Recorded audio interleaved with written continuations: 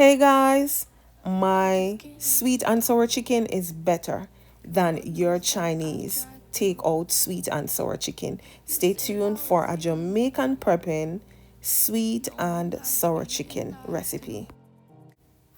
Welcome back to Shell's Time Kitchen. Today I'll be prepping some sweet and sour chicken. This is a remake of another video that I did maybe 2 years ago. So I'll be using some chicken breast and I seasoned with regular seasonings, and I am adding here some cornstarch.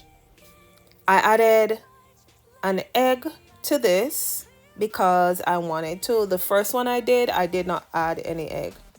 Here I'll be frying this in some olive oil. Olive oil does not need high heat, only medium heat. Here I am frying the chicken until it's crispy or until it gets the color that I desire.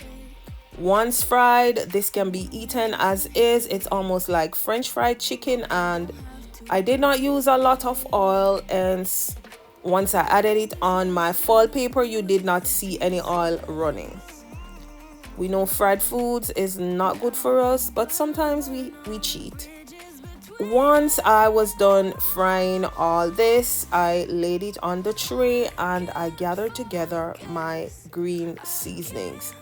Welcome to my channel. If you're new, thank you for stopping by. Please remember to give the video a like. It is free, it is cheap. All it takes is just your finger to give a thumbs up.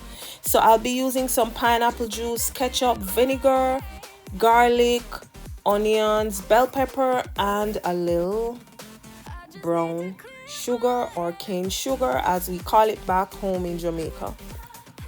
So I added all my seasonings in a little of the oil that was used to fry the chicken.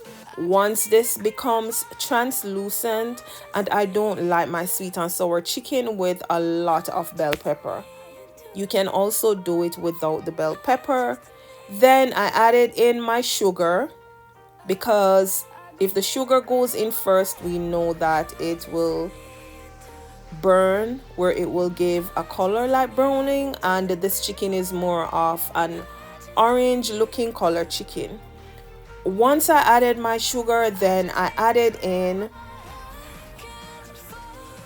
pineapple juice. This is optional. You can add water. I added a little tip of vinegar into this also. That is optional. And your girl added hot pepper. Yes. And then ketchup. And then I'll mix a little cornstarch to help with the thickening of this chicken. Here is the sauce, looking nice, but it still hasn't gotten the color that I desire. So here I am now adding in my ketchup as I go. You don't want to add too much because we know it has a little tangy taste. There it is, the color that I desire. Once I allow this to boil, then I added my chicken in, and the pineapple juice also gives it a really sweet and tangy flavor.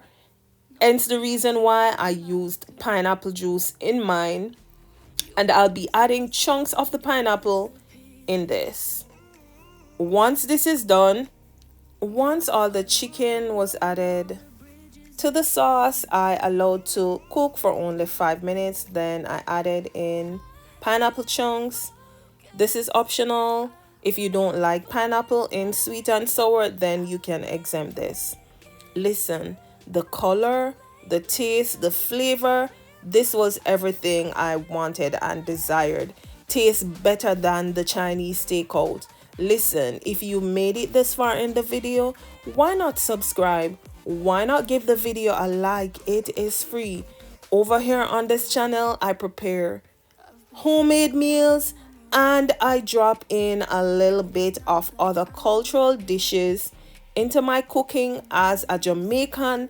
I also try to change the old way or the way we're used to cooking Jamaican meals and add a little zing are a little different to mine than the regular.